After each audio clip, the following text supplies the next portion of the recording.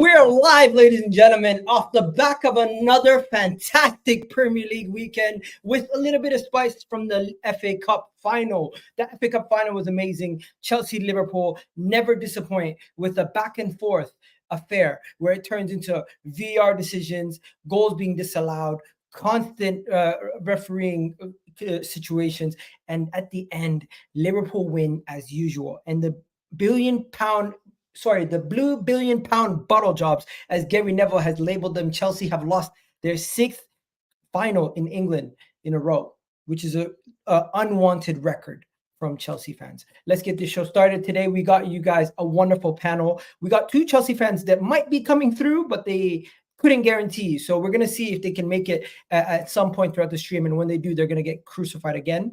But we got Griggs coming in, repping Manchester United, as of course, Manchester United lost. And we can't go without a Man United rep today. How you doing, Griggs?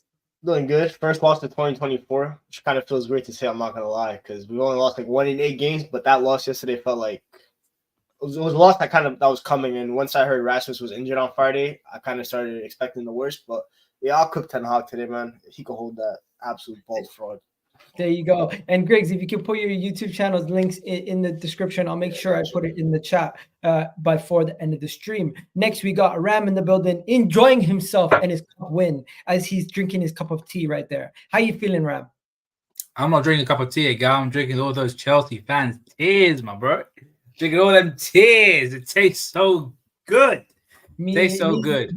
Me and you both, bro. Me and you both. And we got Jay in the house as Pochettino bottles it again. Bottles another final. This meant a lot to you, Jay, didn't it? And I wouldn't say it meant a lot to me. I mean, I didn't want.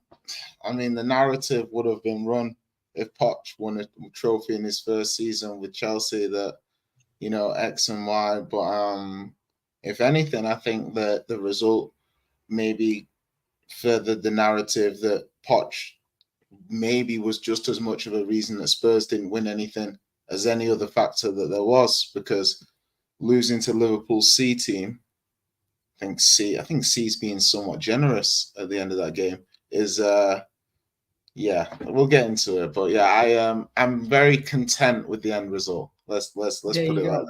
And of course, we also have Vader in the building. Vader Games. He doesn't have his graphics today. He doesn't have everything, but he's still there. Big up going Vader. Clark Kent instead of Superman today. Vader, your boys got lucky today. I mean, the other day, yesterday. They got lucky. They got lucky, man. They got lucky. Yeah, they got lucky. Wait. We're gonna get into it. Let's not go right into that. Yeah. Let's not call European and English champions lucky. Let's relax on that. But go ahead. No, they were lucky, bro. Stop it. There's nothing wrong with riding your luck a little bit here and there. It happens. We'll talk about it. But we weren't lucky. We'll talk about it. Okay, let's talk about Liverpool. They weren't lucky today. They were the better side, in my opinion. It was back and forth. It was craziness, but the trust in the academy kids, the belief in Jurgen Klopp, thinking that rather have fresh legs out there and trusting his squad than just leaving them to suffer for the rest of the game. Liverpool with an injury crisis, no Mo Salah, no Alisson, no Trent. They had so many guys missing, and even during the game they had injuries to addition to what they already had. And you look at that team, and at the end of the game, they almost had an average age close that was lower than Chelsea's at that point. But Chelsea, once again, inexperienced in the final. The fact that Chelsea constantly lose in Wembley finals. The fact that Chelsea have bottled 6 domestic cup finals. The only club to do that. Madness. I just got to say, I was happy today.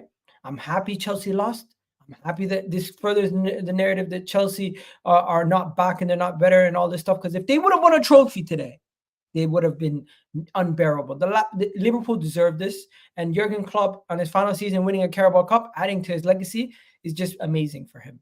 I got to give it up to Liverpool, and there's no commiserations to Chelsea fans. You guys keep crying.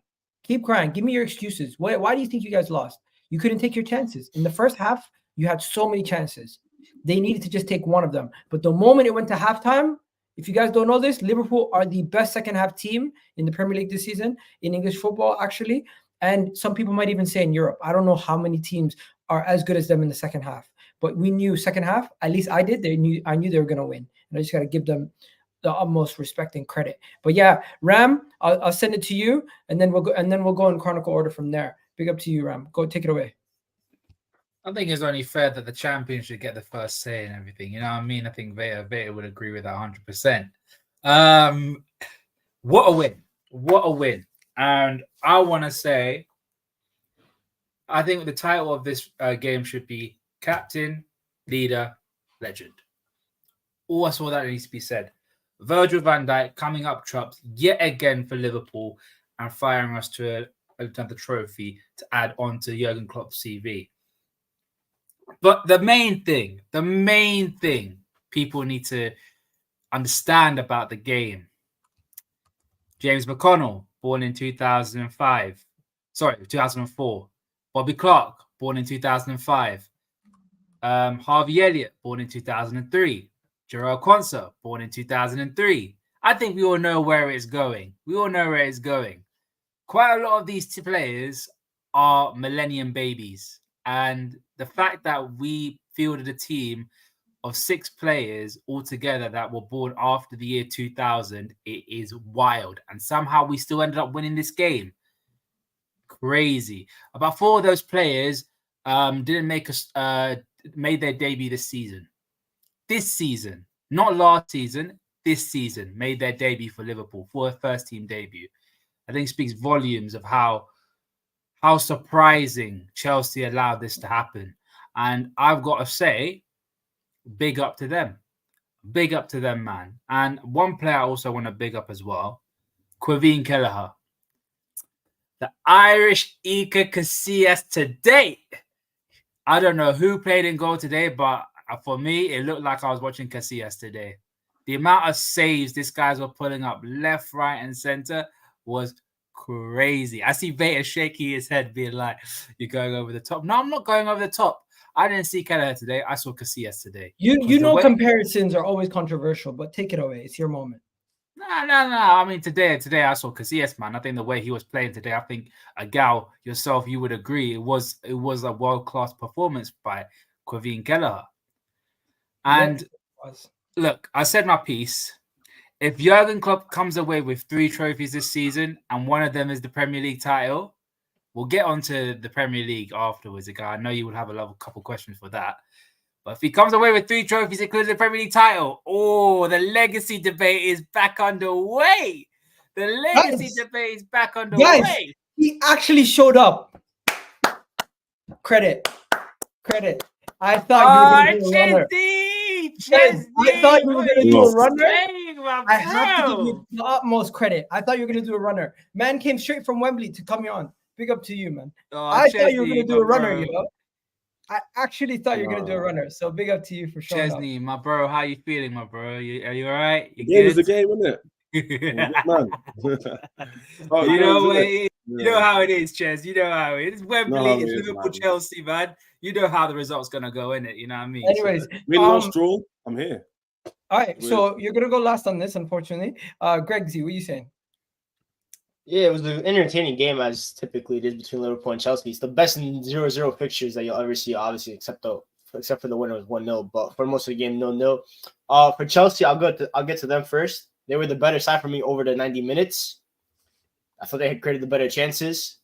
Sometimes I question how Liverpool, there's like a magnetic force in the net that just allows the ball to never go past it when you play Liverpool. It's actually incredible. And today, Kelleher played a big part of that because he did look incredible. But then extra time came, and this is where I criticized Pochettino. I thought he coached a good game plan in the first 90 minutes, but extra time, and he said after the game, he said he wanted to play for pens. Bro, you're playing against 15-year-olds.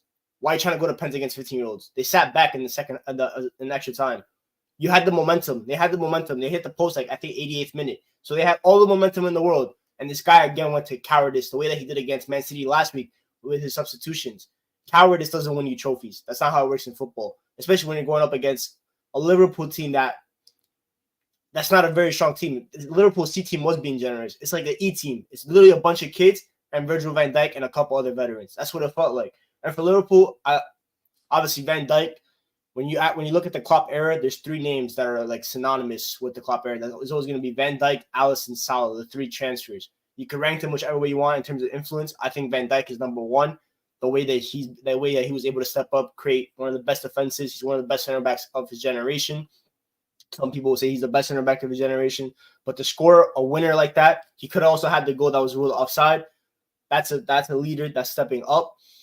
What else? And Jurgen Klopp, that's a leader of men. Today he showed that, like, this is probably the greatest praise I could give Jurgen Klopp. He's the closest thing to Sir Alex Ferguson in the modern day, because only Sir Alex Ferguson, I think, is like the kind of manager that could have 5 academy kids or 6, however many it was, and win a trophy like that. Because those kids, let's be real, we all know about certain teams have like these great youngsters, right? Other than Connor Bradley, who stepped up this past month, none of us know those other guys. They're unknown prospects. Well, like, you know about Jarrell Kwanzaa, the centre back. Yeah, obviously, but he didn't really play that much today. Like, I'm talking about like the Clarks and stuff like that. Like, no one really knows the Dan's dude, Bobby Clark. That sounds like a dude from Tennessee. Like, no one knows who that is. So it's incredible to see the way that they did, and they stepped up. And I gotta give credit to Klopp, because people always say academies are overrated. And it's funny that Liverpool won this game against Chelsea, the team that has been synonymous with having the best academy in England for the past decade. And they got dunked on by Liverpool's academy. This is the Chelsea academy that had Mason Mounts, Callum Hudson-Odoi, Fikayo Tomori, Mark Wehi, Tino Livramento, all these players that today they could have used them. Because when you look at that team today, you look at Madueke, he did nothing. Mudryk did nothing. I thought Gusto was good, to be fair. I thought Nicholas Jackson was good. But most of those players, Enzo and Caicedo, what the hell did they do today? Enzo was doing nothing. Caicedo, every single tackle he tried to make was late every single time. He had a couple of nice little passes. That's good for him. But every tackle was late. This is a 200 million pound pivot. Yeah, I was seeing them get dunked on by a dude named McConnell.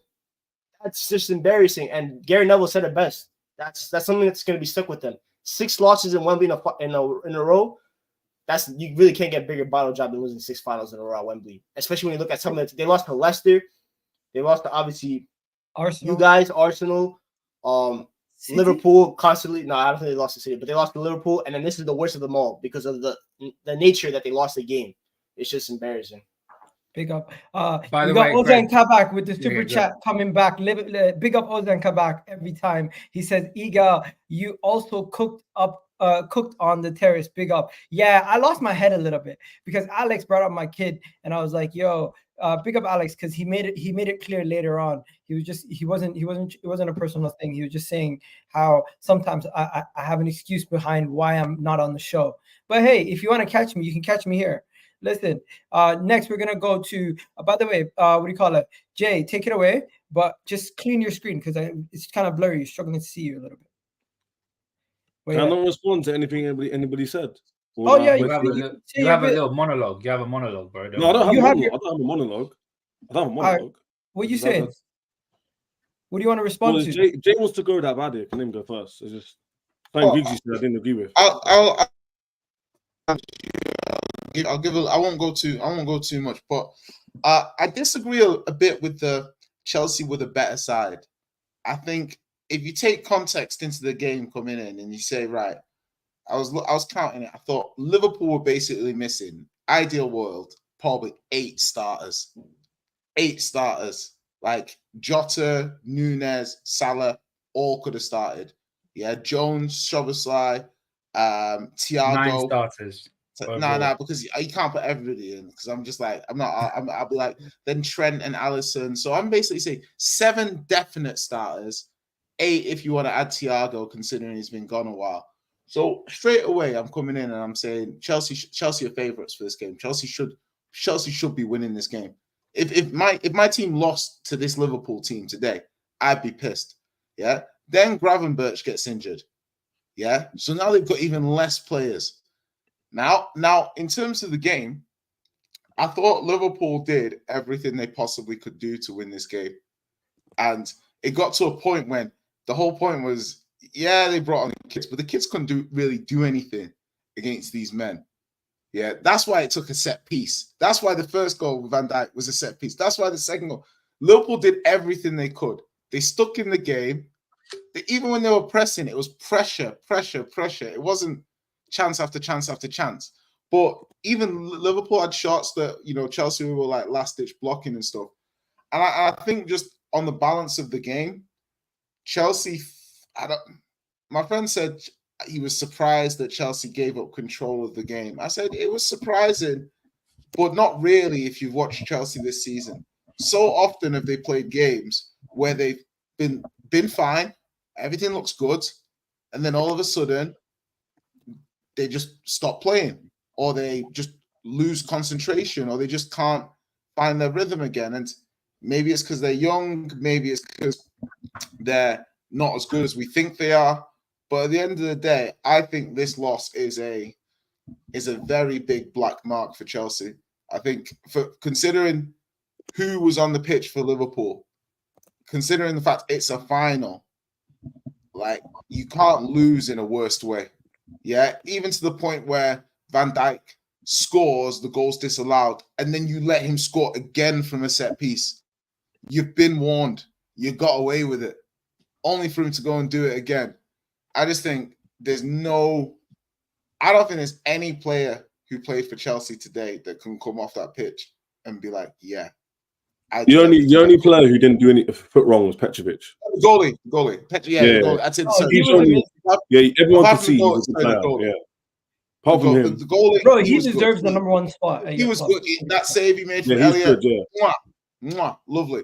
But yeah, just in all, I think this could have taken the shit that is Chelsea's season and rolled it in a bit of glitter. Do you know what I mean? And now they've not even got that. Back to back tenths. Back to back tenths potentially. Just I don't really know where Chelsea go from here. But big up. Yeah, go ahead. We'll let Vader go. I won't speak on the game in entirety. Yeah. I know Vader wants to go. Then I'll speak on the game. But on that point, that's where football's funny, because football's very cyclical. Why I say that is, who would have thought 2-3 years ago you would be saying Chelsea would have lost 6 finals in a row to kids? The last one would have been to kids on Klopp's farewell season. No one would have said that. So my point is to say Chelsea are done and all this with Liverpool's best manager leaving, Arsenal in limbo with Arteta's good enough. In limbo? As in, what? Let me land, the girl, because you chat a lot on terrace. And I'm here now to chat back at you. I said why. Don't interrupt me when I'm speaking. That's what you're not going to do. Do your thing, bro. Yeah? What I'm saying in limbo is, you let me land, is you haven't won anything. So this is why this cooking is funny. Because now if you don't win anything, Agal, what's going to happen to you? So anyway, that's another point. That's all we're going to say there. But football is technical. Can I just make one little point on that, by the way? Because just to make one point. Yeah, no, because it's a really small point about points. But it's just about points. You guys, bro, when's the last time Chelsea broke 80 points? Yeah, you're saying this is a recent thing. Oh my God, this has been going on quite a while. I'm not gonna have you interrupt me. I'm trying to say something. You said your piece. Yeah, let me finish off then. Etiquette. All I'm saying is if I agree with Jay, you're so right. You can't say. Let him land. Let him land. English. They were saying. But what I'm saying is, to respond to Jay's point, not in general, is like football cyclical. So to say like we're done and this and that, no one would have said 2 years ago Chelsea would have lost 6 finals in a row. No one would have predicted that. So to say Chelsea are done and it's over and this and that is a little bit hyperbolic. I am finished. Our club is finished this season. We've been dusted for 2 years. I can own it. I'm here now. I'm face to face with you, man. I confirm it. But to say like the finish thing, Arsenal, for example. Okay, just one second, Jay, I just need to say, Ches, I did respond to Alex's point because he brought up my son. That's why I was so heated on the terrace. It wasn't because I hate you guys that much. No, I'm not saying about that. I'm not saying it was literally because my man brought up the kid. So if you missed that point, that's why I was the way I was. Oh, fair enough. Oh, because you're that just doesn't come out of nowhere. But yeah, let's try to let Vader see his point. Let Vader say his piece. I'll let Vader make his point because I never said Chelsea are done. I said I don't know where Chelsea go from here. I never said Chelsea were done. I just I don't know where you go from here. You know, Jay. That's talking about the game. Well, you've had Tuchel, you've had Potter. I want to sack Potter. That's why I'm like, I don't know where you go from here. You keep sacking talented coaches. I don't know where to go from here next. Jesse Marsh. Chelsea losing this game doesn't ruin their future. That's me. Bob Chelsea Bradley. losing this game doesn't ruin their future. No, All but it Gal, does did you is see Potter's comments? The Griggs, Ram, did you see Potter's comments after the game? Did you see it? Yes, I did. There we go. Do I need to say anything? yeah. By Can I the just way, quickly I'll let Blair finish. Alex and I are cool. He did respond afterwards and said that he clarified that he wasn't making a personal joke. He was just talking about something else because I don't show up for Let it go, match. man. Can I Yeah, forget just wanna about that. quickly can I just quickly say something on what Jay said Yeah, about Vader's just gonna one go right quick after thing. you. I get what you mean when the kids came on, they just had to shut up shop. But the one thing I give a lot of them credit for is that they actually made some good chances for themselves. So when Chelsea did sit that, they had still had a couple of chances, whether it be from set pieces or whether we got ourselves into good positions. I know Jalen Dan's had a shot, a header, which Petkovic had to make a really good save for. And I think Luis Diaz had an opportunity as well when he was cutting inside. So to be fair to the kids, even though they hung on, they actually still made some chances for themselves. They actually made a good account for themselves as well. That's what I've got to say. There you go. Vader, I feel like you've been waiting for this. Take it away, man. What are you saying? First, I find it funny that before this all started, you guys want to say that City were lucky in the game, and you're ignoring the luck that happened in this game as well. Because Gallagher had a shot that went off that post that would have changed a lot of what we just saw in this game. If we want to talk about luck, let's keep that in mind. Now, don't cut. No, I waited a long time. Don't even gesture. Be quiet right now. Now, this game in particular, I get it, man. It's Liverpool. The hype, the over exaggerations about playing youth and what Klopp was able to do. That's going to be the narrative. But come on, man. Let's be real. Let's look at what he ended up doing. Yeah, he subbed on kids, and I saw Ram up there holding up 9 fingers, 9 no starters. Okay, that's starting 11 though. Let's be real. That's starting 11 versus Chelsea. Many of us would say 50-50. We would have said 50-50 for this game. I know they didn't have a lot of quality in terms of what Liverpool didn't play with, but if we looked at squad for squad, it's a toss-up. And if you listen to a lot of their fan base before this game started, it was like, it's probably going to be a 0-0 and a goal to penalties again. No one was extremely confident even going into this one. Now, the game played out as many of us expected. I was very surprised to see how conservative Poch was. And I think if there's anything that's going to fall at his feet, it's the fact that when Klopp put on those youngsters that none of us knew who they were or what position they played, when he put those players on and Poch didn't look to step on their throats, didn't look to go after them, that's his mistake. That's a huge mistake. What do you do whenever in any sport? I don't care what it is. When you have youth, inexperienced, what do? You pressure them. You don't make life easy for them. I'm North American. When I'm going to use American football, when there's a young quarterback, year one or a rookie, you blitz him. You put pressure on him all the time. You make them have to make decisions. I don't like how Poch approached this game in particular. To hear those quotes and say that he was going to wait for penalties, that's like the ultimate equalizer. That makes the game a toss-up as opposed to forcing and dictating play. Now, Ram, do his thing. Celebrate. You should be celebrating. I know they had a parade run when they won both the League Cup and the FA Cup a couple years ago. So they need to celebrate this and have the most vibes possible. Do they believe it's 1 of 4? I think some of them do. 1 of 4 for what many of calling the mini or the baby quad. So this is one. They got to win this one first. What they do after this, we'll wait and see. Chelsea now, unfortunately, this game doesn't answer any questions. This game doesn't answer any questions with regards to whether these players are good enough, because you couldn't get a result against this Liverpool team as well as the kids that they brought on in terms of subs.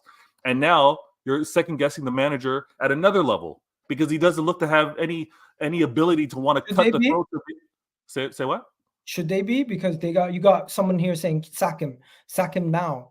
Like, talk to me. Should they be? No, I don't think you sack him now, but you give him more rope to hang himself if that's going to be the case. I don't think you sack him now. Like, do your due diligence, see which manager is going to be available, and do things smart. Also, continue to see which players can play or not, because the players that did not play in this final, yeah, you mark that down, and you know that you're not going to continue to invest in them. You're going to look to transfer them out.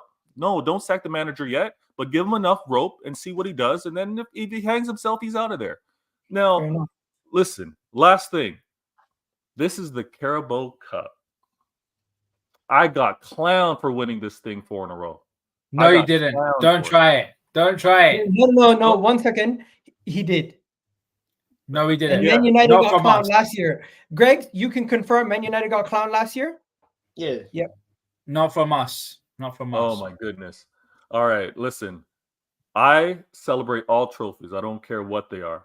But I find it comical to see how some of the Liverpool fans. I'm gonna be patient. I'm gonna see how Ram moves after this, because right now he's calm. He's probably checking his socials and drafting some tweets.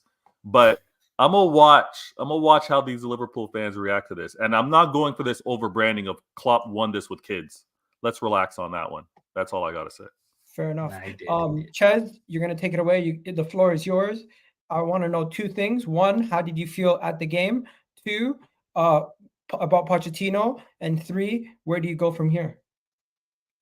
Oh, that's a lot to cover in short space of time, to be honest. Start on the game, because obviously I was there. Me and Dom went. Oh, Chez, sorry. Chez, one thing. Yeah. Much respect and props for showing up.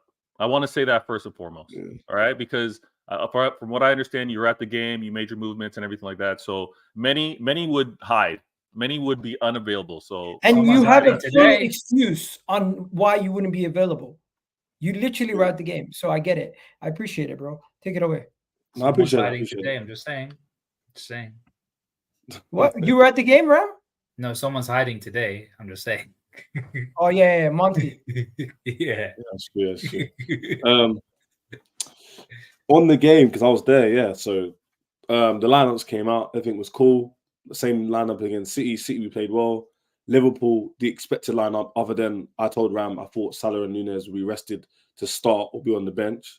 So that was a surprise to me that they weren't. Having said that, when people were saying around me, only God knows the truth, that Chelsea would still win Liverpool's, what would you call it, Ram? Like B team, C team? I was like, no, that's not how football works. The same way how when Arsenal win Porto, that's not how football works. You don't just beat people on paper, right? So I never said once in this group chat or anybody that would win with the youth team playing against them. So I was still nervous. And in the start of the game, I was proven right. They were pressing us the first 10, 15 minutes. Chelsea couldn't really get on the ball. And then we found our feet a bit. We had a few half chances. They hit the post with Gakpo.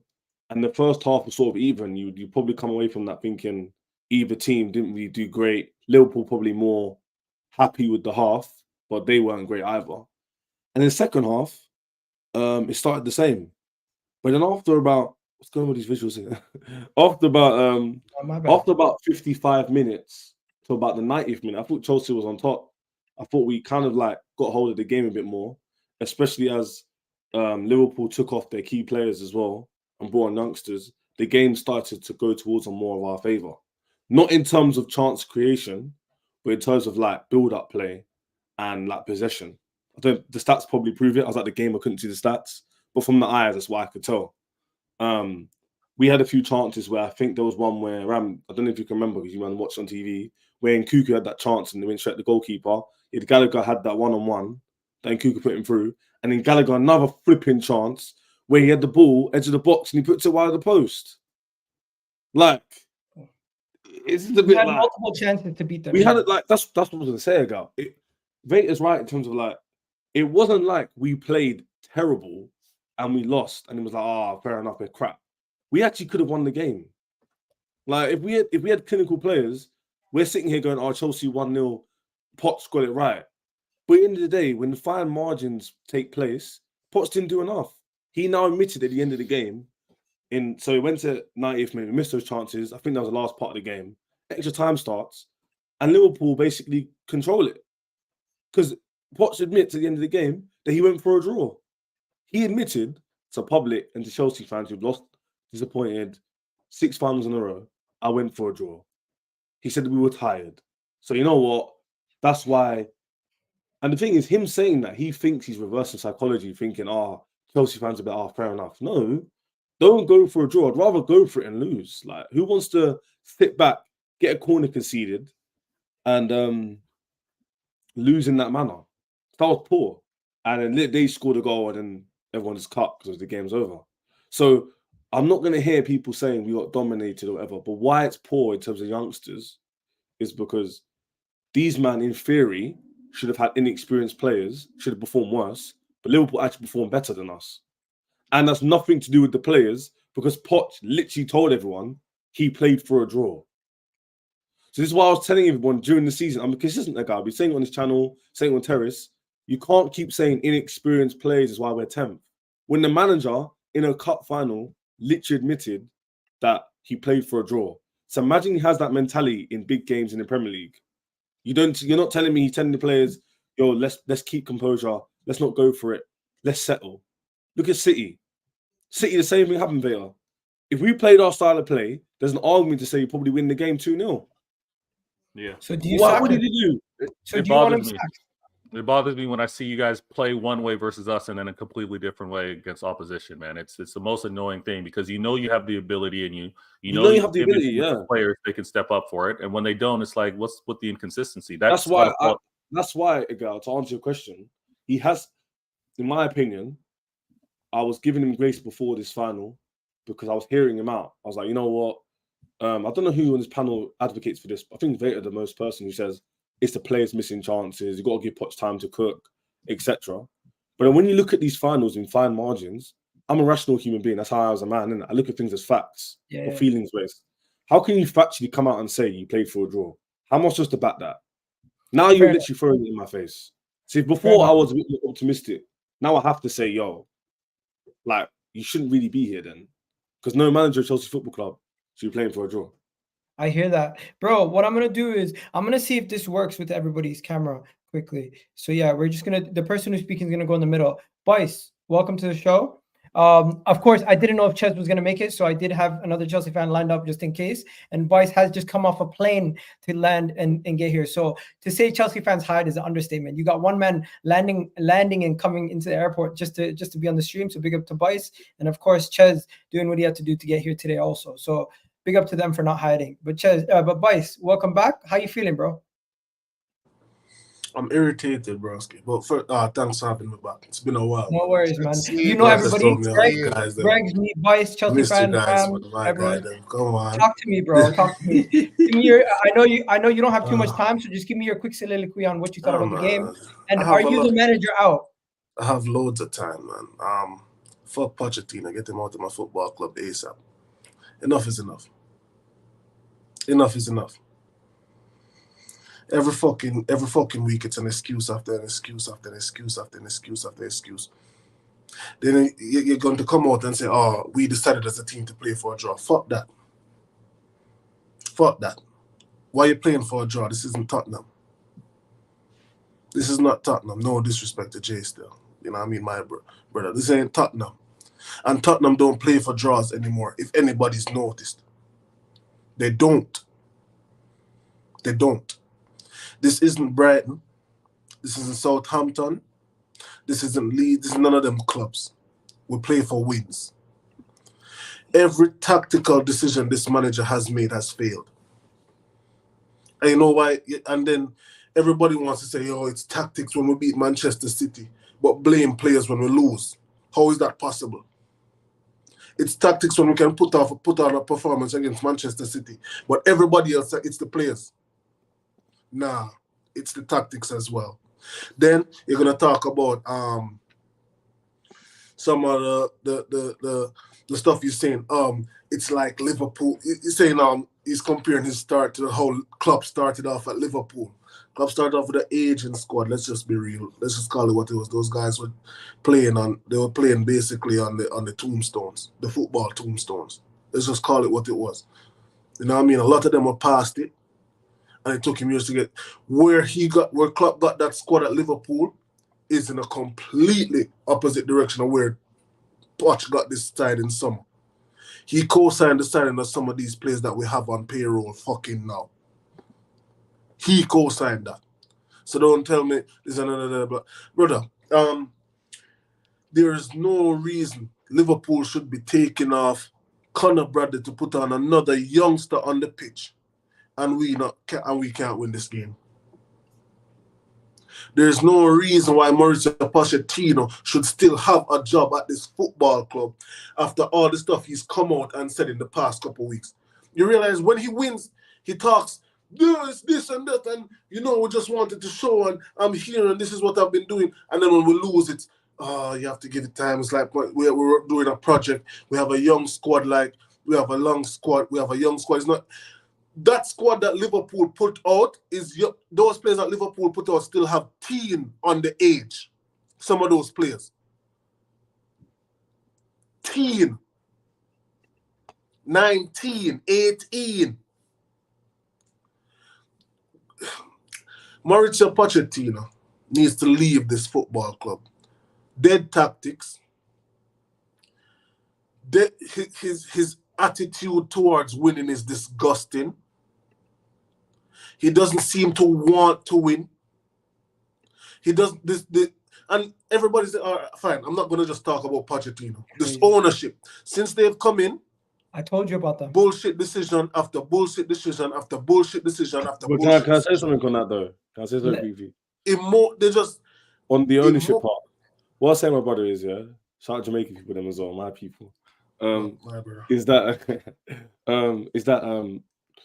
like, in my opinion, if we have a better man, if we had Klopp today, we probably win the game. If you swap managers, you probably win the game. So like the ownership thing goes a certain degree. Like I would say the degree of, did you do enough to get top 4? No.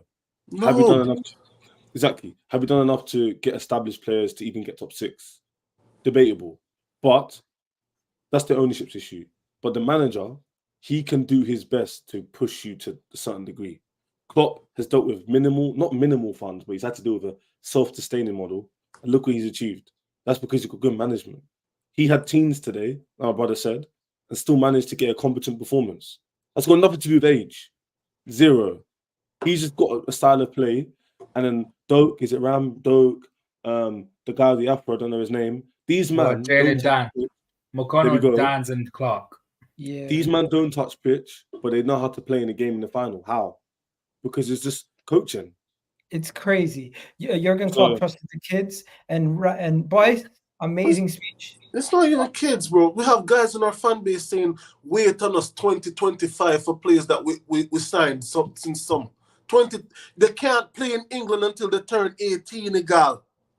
Guys are saying, wait on us 2025. And we're spending millions on these. No, boys, our best signing this summer has been Cole Palmer and Georgia Petrovic. We're going to have to talk about this on another stream and get you and Ches to actually talk about Chelsea in more depth. But unfortunately, we have to move on to other games. We also have Specs waiting in the background. So, Bice, man, I really do appreciate you jumping on. It's fun, man. Get Poch out of my fucking football club. Nice to see you guys still. Big up. Bice is the realest, man. Bice is the realest. Specs is in the house because his team lost, unfortunately, also. Fortunately for him, because he played Arsenal. But yeah, what do you call it? Let's talk about City. I want to know, does anybody have anything to say on City's game? Because I watch City play week in, week out. And do you guys think they're vulnerable? Do you guys think Manchester City look a little different than they did a couple years ago? Because before they used to beat teams 3-0. You do this every time you guys win big. Yeah, No, but win big, and then you do this, and then you have a bad result, and then you're quiet, and then you do this again. One second. To be fair to me, I've been doing it the whole month, and this whole month I've been watching City games. I've been watching City games this whole month, and Ram, you could probably agree with me. I watch City games every single time, and I just keep saying to myself, they can't keep getting away with this. That bit I don't agree with. That bit I don't agree with. We've got 5 years of evidence that they can get away with this. Okay, let's hear funny about this, yeah? All this chess from Miguel just coincides with them scoring 25 goals in like 5 games. Then winning 5 games on the bounce. Of course, you scored that many goals. You're gonna have chess. Let me let my point. I've got a point to what I'm trying to say. Before Christmas, it was literally when are Arsenal gonna click into gear? But we did. Let me land. When's the attack gonna start firing? We haven't seen it. They're just getting over the line. But you man was still picking up wins, no? So City do it. It's now all season they haven't looked good, have they? They look a bit sus. Keep the same energy because now you're sowing teeth, saying you're going to win the league, laughing at me losing a final. You might win fuck all as well. Fair enough. So don't be chatting about City. That's why. What stream is it? City's your Liverpool, eh? You need them to win. You're a little bit rattled because you interrupted me. I don't know whose stream it was. Yeah. I think Martin and Hamza and that were getting cooked because the Arsenal fans are saying, why can't you just say we played well? City don't play that well. Why don't you want to talk about it? And I was thinking to myself, you know why they speak like that, ago? It's because Vader's going to come on here now and he's going to tell you this is how it goes. Not every game in the running, you win well. Sometimes you get over the line. Look at Liverpool. They're not playing that great. Did they play great today, ago? No, but they won. Football's not about playing. We played decently. Let's hear from Vader, guys. Making a good point, guys. We only have Vader for 13 more minutes. Let's hear from him. Yeah, just just really quickly, just to support Ches and Vader's point as you sojourn to Vader. I think you don't want to peak too early. You know, there's still a fair amount of way to go. If I'm a club, I would rather be winning 5-0 with 4 or 5 games to go than winning 5-0 with 15, 16 games to go. So timing is everything, Igal. And if you want to land the point, you want to land it at the precise time that's why it's called a dagger. Do you know what I mean? At the moment, you guys you're jabbing, you're slapping each other. People are ducking and diving. But who's going to land the knockout blow? That's all. You just got to stay on your feet at the moment. That's it. Just don't get knocked out. That's the key. And I think that if you're looking at City and you're saying City are going to these games, without their key men, without certain players being fully fit, without this, they're rolling with the punches. They don't care. They just want the W. Because at the end of the day and at the end of the season, people will not super analyze how you played during Bournemouth away. They're going to look at the stats. They're going to see Foden scored. It's going to chalk another young player of the year to him, and they're going to keep rolling on like they do. You say they can't keep getting away with it? 5 years of evidence tells us they can, and they probably will. Facts. You know what? Jay spit and Chaz was speaking on that too. And you know what? I'm going to say this real quick, and Ram will understand. When you're going after your first one, style, substance, that's when it's most evident. Look at what we did the first time we won it. Centurions. Madness. Never seen before. What a run, right? It was crazy. 100 goals as well. It was mad. What did Liverpool do when they won theirs? Almost went flawless throughout that entire season, right? It was brilliant. It was probably the best in terms of what Klopp had in terms of philosophy for their brand of football, right? But then after that, and Ram can't speak on this because he wasn't able to repeat. But then after that, I haven't shown my Centurion form. I've won leagues, but not to that level anymore. It's just about results now. I don't care how ugly it looks. I don't care whether you're going to criticize and say that it's luck.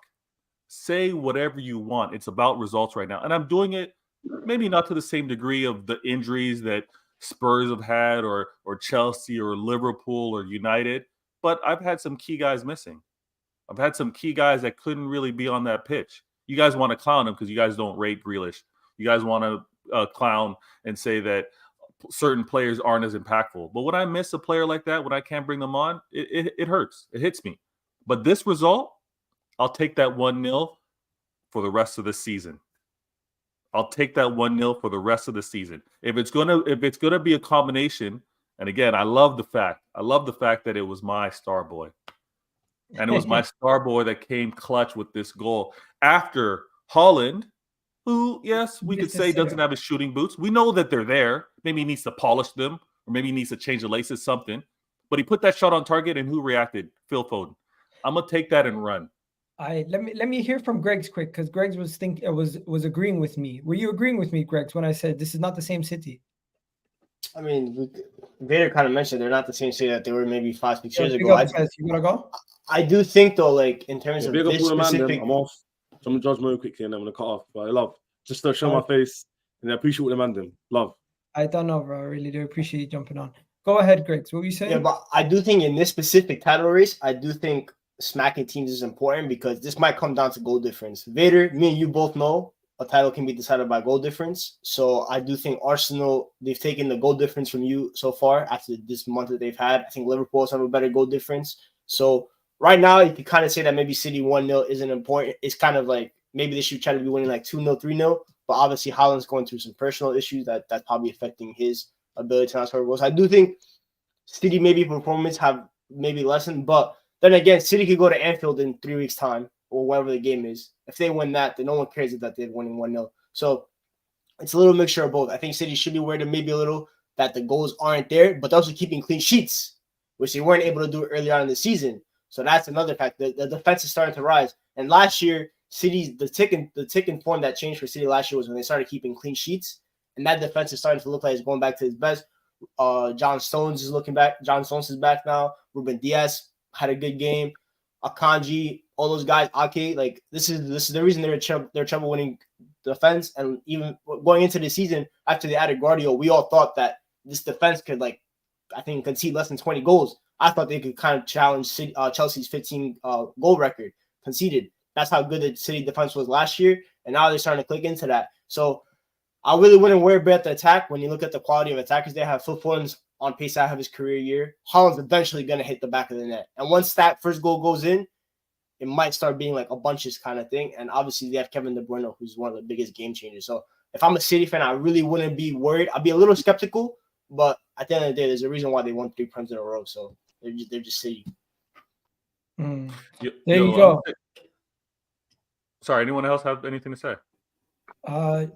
No, it's your time, bro. Right. Talk to me. So I'm gonna say this real quick. There's a lot of over exaggerations, a lot of stress that's coming out, not necessarily from my fan base, but also rivals. I mean, KDB didn't start or didn't play for a game, and everybody was on alert thinking that he was injured and he was done. And what does Pep do? Pep has him come on for a few minutes just to show those rumors aren't true. So I wish he didn't play because I had him on my fantasy team and he didn't do shit. And I had friggin' Braithwaite on the bench with 8 points. All right. Well, I can't talk about your whole fantasy league, but with regards to what's happening, this 3-horse race is going to be a lot of drama, a lot of ups and downs. When it comes down to results, that's all that I want. But I want to ask this of the panel, and I want to ask this when you guys are on other shows. If the host or someone on there wants to say that City are vulnerable, then who now are the favorites if City are vulnerable? Or is it just talk? The favorites are Liverpool. Liverpool are favorites now. Liverpool, City are favorites. Arsenal are dark horses. Okay. But we're playing the best football right now. You're playing the best football. You're in the least amount of competitions, but you're the dark horse. And Liverpool with their injury plague are still favorites. Wait, Egal, what are you saying then? Man City are favorites, but they're vulnerable. 1 second. Let me make it make sense. City are still favorites because they have the experience. Liverpool are currently top of the league, so they're ahead of Arsenal when it comes to favorites. Because they're 5 points ahead of us or 2 points ahead of us. But Arsenal, metrics-wise, are playing the best football. And we're going to talk about Arsenal in a second. But, we'll talk about Arsenal right now if you want. Yeah. You wanted to head off. But the reality is Arsenal are playing the best football right now out of the 3 of us. Arsenal they've been playing the best football ever since they slapped up Liverpool. Vea, do you care if you play the best football? No, I just told you. I'm all about results. Thank you. That's what it's about. Like, Gal, all this, we play the best football. It doesn't mean shit. No, excuse my language. No, it doesn't mean anything. It doesn't. No, this is how I know you're inexperienced in the title race. Vea, when we were going head for toe, did you care about what style of football you're playing or how well you played? Or did you care about what the result was? No, but you know what I do care about? All day. 1 second. You know what I do care about? I care about the goal difference. I care about going out there and adding more goals to give us that extra little leeway. Because if there's going to be a situation where we're close on points, that goal difference is the advantage to help you make sure you secure the victory. I'm pretty sure one of your league titles went down to goal difference or close to 1 point. No. So if you guys were even on level on points, City had so much goal difference where you guys were never going to win. It don't matter. It never matters. It only matters when you're level on points, and rarely are you level on points when it comes to the last game of the season. So, Gal, I'll remind you again, when it comes to all these performances, it's all about getting it done. And you want to know something? Gid, as what my friend Hafo would always say. All we can do is stay in. All we can do is stay around the best. And the best right now are Liverpool, Arsenal, and City. And for anybody to count Arsenal out as they were, before we went into the Liverpool game, we've recently shown you who we are. We're one of the best offense. We have one. We don't have one of the best offenses, but we've been attacking and scoring goals relentlessly. And then we're going to talk about the Newcastle game in a second because Specs is here. And I know you got to go, Vader. But when you see performances like that, you are a little bit concerned. You are like, you know what? Take these guys a little more serious. Let's not lie.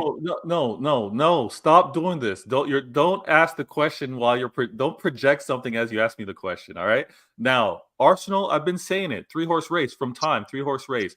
I've been asked this. Who am I most concerned with? It's always been Liverpool, and mainly because of the experience. And on top of that, the announcement that Klopp made about his farewell tour is now another boost that I got to be concerned with. But I've said this, and I'll admit it.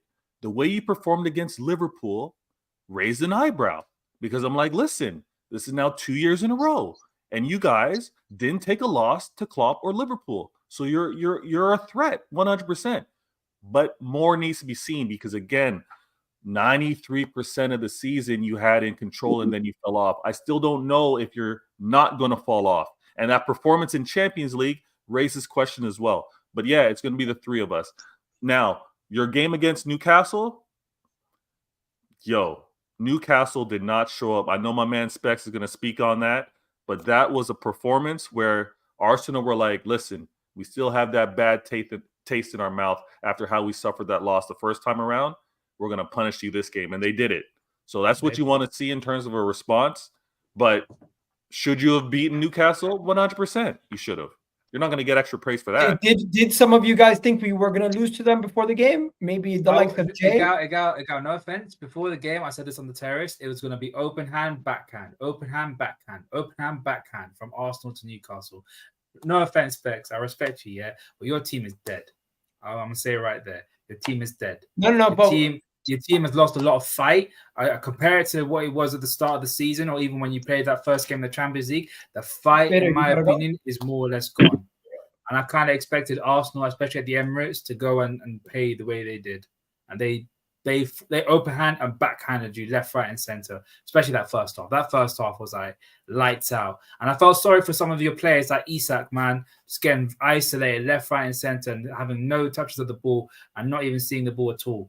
You know what I mean? And those are the kind of players that can get you out of difficult situations. And it is what it is. I'm not going to spend too much time on this topic right away, but I'm just going to say, Specs, you're going to go last on this one because you did lose. I'm not going last, bro. Let me talk and call about my ass business, dog. I'm still hurting, bro. It's hard to even show my face, my G. You can't see I'm quiet. Why have you got to stop? No, let the boys. I want you to hear. Come on, bro. You don't want to hear what the boys have to say because I'm pretty sure they have some things. They might not be saying some negative things, but they might. No, it's cool to die. People can say what they want. Innit? That's what this debate's about and having a converse, isn't it? But obviously, man had to. Bro, I had to struggle to get on the show. You get me? Because man's a bit ill and that. Right. If you that's have to why go, I said that. Go ahead, bro. Say your thing. No, because sorry, man. Then big up anyway. Big up to the girl. Smash the likes and subs and all that. But from what Rams was saying, I was thinking easy. So I definitely don't want to hear what the rest got to say because bloody hell, because what he's speaking and probably what the rest of the panel's going to speak is truth. I said it in our review show with pretty much the same panel. I said, if I keep it real, the prediction, I'll go over 2-1 Arsenal. A lot of Arsenal fans I spoke to even said it won't be easy. I don't think it'll be easy, to be honest. I don't think we'll win, but I thought we'll pop a bloody fight. Do you get what I'm saying? For the fans that travel and just in general, we're still trying to push for a decent position in the league. Now, I'm no fool. Arsenal had a bad one in Porto, plus the whole last controversial VAR thing back at St. James's. We all know Arsenal are going to be pumped up. Eddie Howe should have known that. Tyndall should have known that. The players know that. Do you get what I'm saying? Fans, we know that. We knew what time it was. Do you get what I'm saying?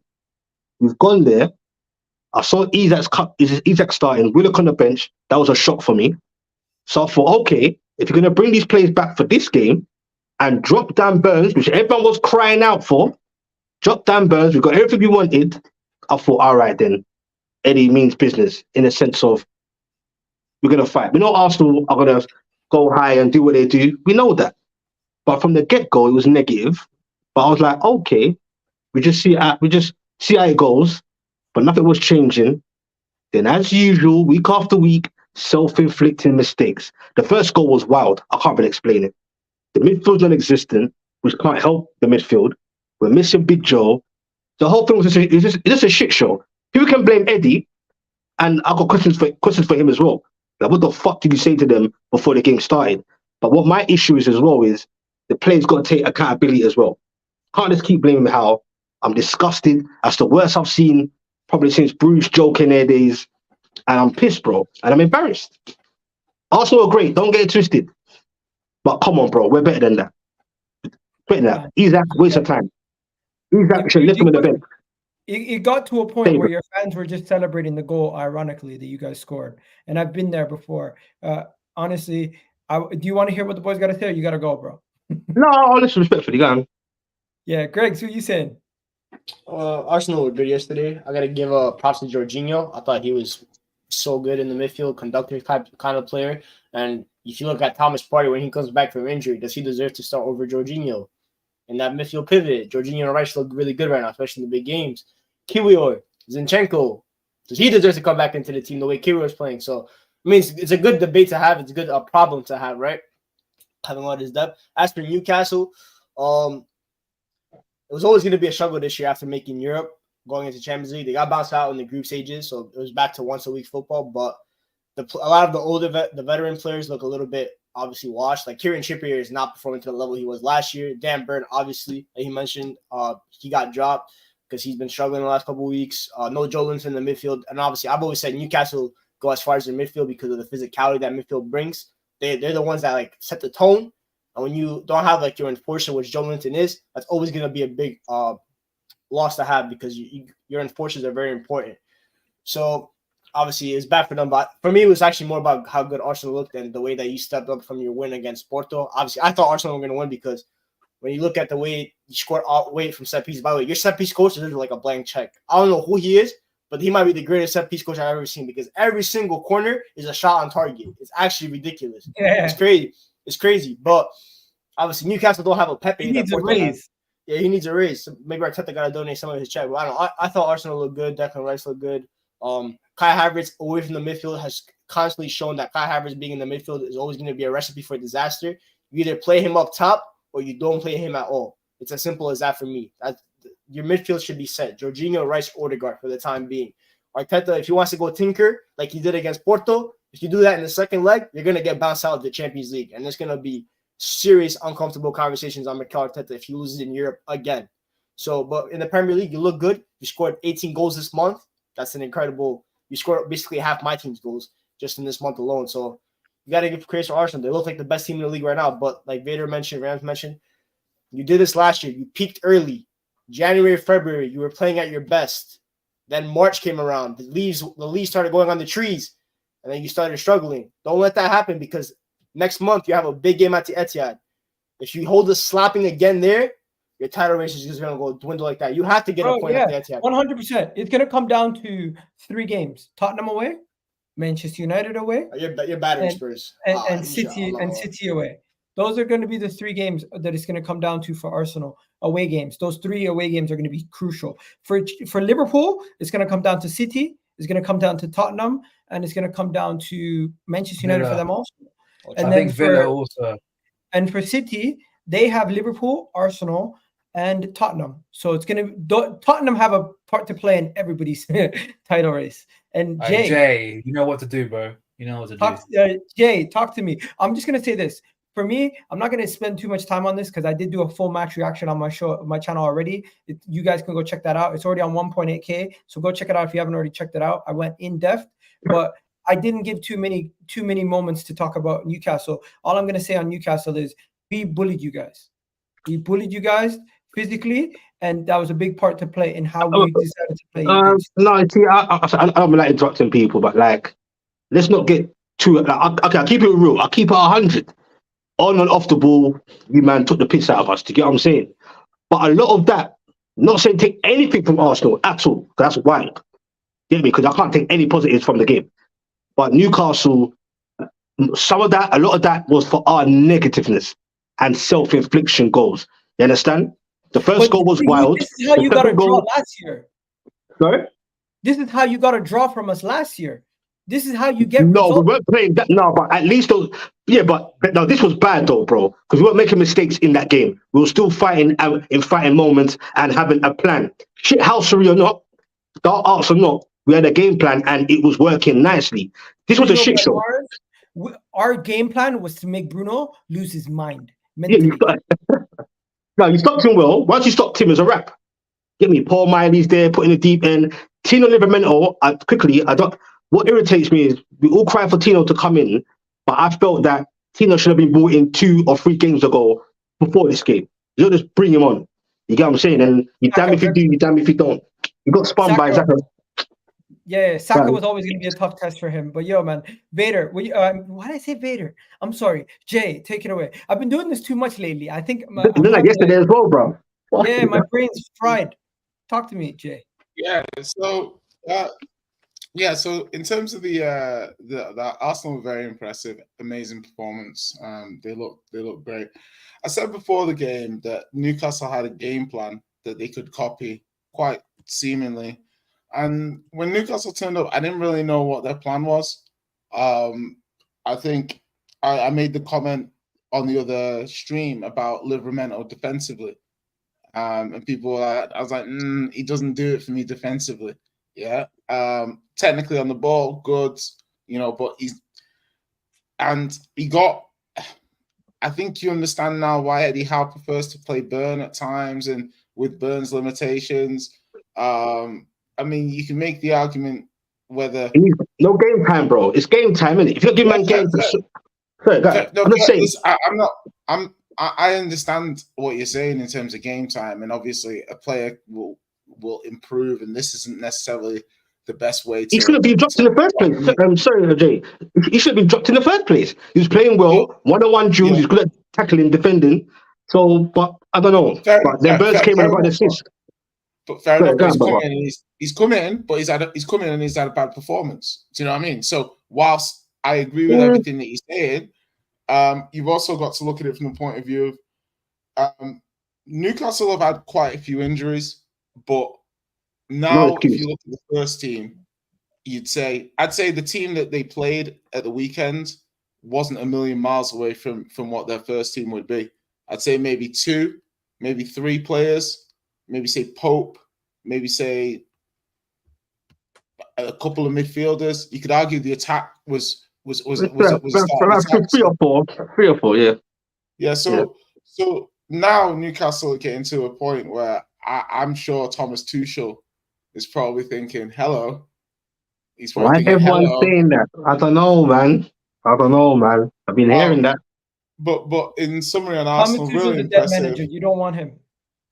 Well, the thing with Arsenal, really impressive, top performance, starting to come up with lots of different ways to beat teams now.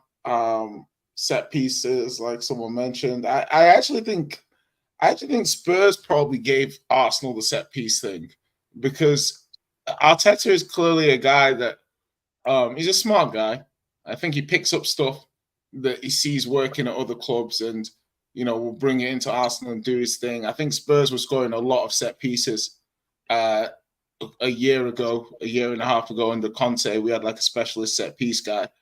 And, Arsenal, they do try and get like competitive advantages, small advantages. They have specialist coaches for almost everything now. So it's working for them. And I think maybe they just need to keep doing what they're doing. Obviously, they've got the Champions League to work on too, but they've got some tough away games to come, and they're swatting away good teams seemingly quite easily. So it'll be interesting to see how they fare when they go to Old Trafford, when they go to the Tottenham Hotspur Stadium, when they go to Man City. It'll be interesting to see how they do, but they're doing well. They're doing well, and they should be confident and feeling good about themselves. That's all I say. There you go. All I'm gonna say is, let me know, Specs, if you have any disagreement with what I was saying. Excellent start from the team. Immediately, we were on top of you, and we just we just absolutely eliminated any chance of you guys winning. Some quick fire goals early in the game. Havertz scoring, and Havertz playing at striker. He gave your two center backs, Botman and Cher, a tough time. So at the 90 minutes with his movement into midfield, they didn't know if they wanted to come or go with him in the midfield. And also Martinelli's movement also frustrated your right back, because he didn't know if he had to travel with him or if he had to stay. Caused a lot of disruption with your low block or your mid block, whatever you want to call it, because you played 5-3 at the back, and those 5 didn't do a good enough job keeping the movement. Was frustrating your right back and your left back because they didn't know where to stay or go. Then you had 2 quick goals that eliminated you guys completely from even having a chance to win this game. Joe Willock's goal was a consolation goal, and I think at that Good goal. Yeah, it was a good goal. The fact that we didn't get a clean sheet, but once again, Newcastle at home seems to be a good game for us always now. Last year it wasn't, but the run of us beating you guys convincingly in these games just always happens nowadays, for the last 10, 15 years. So I'm not surprised, but I am kind of surprised how little you guys showed attacking wise. And that might be because you forced Isaac back from injury.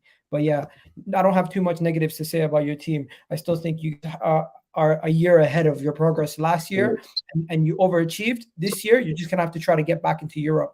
And it's no fault losing to Arsenal, especially with the run that we're on. No, quickly on the Isaac thing, I thought it was a waste of time putting Willock on, or even having Isaac playing when we can't even get the ball or do anything with it. We were stifled. So it was a waste of time. And I thought when they had him and Willock there, I already thought we are going to try and keep it a little goal. Much better than this. But I agree with everything you're saying.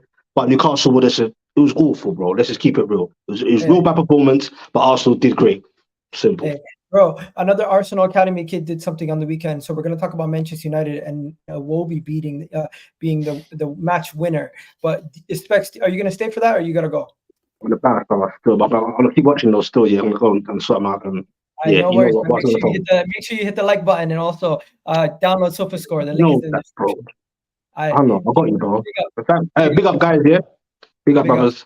We got Greg's in the building. Talk to me, Greg's. Manchester United lost 2-1. Were you shocked? You guys played terrible. That was the worst football I've seen you guys play all year. And I have a theory on something about Manchester United. And I know my man right here, Ram, is going to be smiling ear to ear today off the back of all the weekend's results. But hey, Greg's, up to you showing up, unlike Monty, who's hiding in the chat. But Tell Monty to come on, bro. I want him here. He was here for when we lost against Arsenal. I want that brother here now. Tell him he's in the chat. He has the link. He can join if he wants. Because I ain't got no bad. I got no bad blood against Griggs, man. He keeps it real. Monty likes to do the most. Where are you? Get in here now. United, was it really the worst you see United play? Was it really worse than the performance against Luton, other than the fact that Hoyland scored in the first 10 minutes? Like, was it really worse than the performance against Villa a couple weeks ago? It's really the same performances. The only difference was, for me, I said this when I found out Hoyland's injury news on Friday. I'm like, it's gonna happen. I always said Hoyland scoring that attack, the Garnacho, Hoyland, Rashford attack, started papering over the cracks of how bad the midfield and defense was. Because even though United had won like 6 games in a row, right? Was the midfield performing any better? Not really. Was the defense performing any better? Not really. They're still giving up 17 shots. The only difference was between February and November was that Hoyland was bagging goals and Rashford and Garnacho were playing much better. That was the only difference. So you take Hoyland out, you put Rashford back in the 9 where he struggled all year. You put Garnacho back on the left, which he struggled as compared to the right wing. And you put a kid named Forson, who for me is not even a right winger. He's a central player. So when I found out he was starting Friday, I'm like, okay, you're going to go Forson striker. He's going to play between the lines, and you keep your wingers in their natural position, right? What does Ten Hag do?